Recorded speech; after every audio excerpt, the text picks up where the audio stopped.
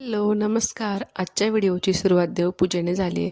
मस्त सकाळी सकाळी देवपूजा झाली आहे आणि मस्त प्रसन्न झालं वातावरण. सकाळ छान प्रसन्न झाली. त्यानंतर चहा बनवला, सासूबाईंना दिला आणि मी सुद्धा घेतला.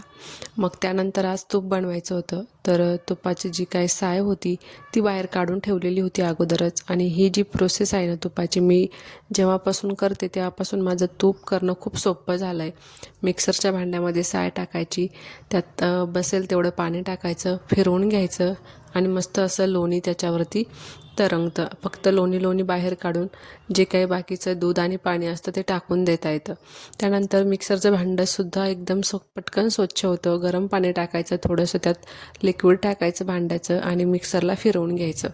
असं मस्त एकदम स्वच्छ होऊन जातं. त्यानंतर मिक्सर स्वच्छ करून आणि मगच मी तिथे ठेवून देते त्याच्या जाग्यावरती. इथे तूप कडवायला ठेवलं आणि पटकन असं कडवून जातं तूप, कारण की त्याच्यात पाणी काहीच नसतं. त्यानंतर इथे काकडी, टोमॅटो चिरून घेतली आणि उकडलेली मटकी होती त्याच्यामध्ये हे सगळं टाकलं.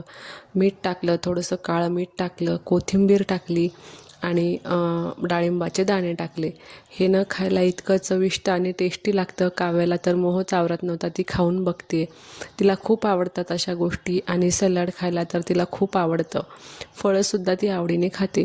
मी आज असं काहीसं बनवून बघितलं होतं आणि खायला खरंच खूप छान झालं होतं. याच्यावरती अजून बारीक शेव असती तर अजून खूप छान. काव्याला विचारलं कसं झालं आहे, तर मस्त झालं आहे म्हणे आणि खूप आवडलं तिला.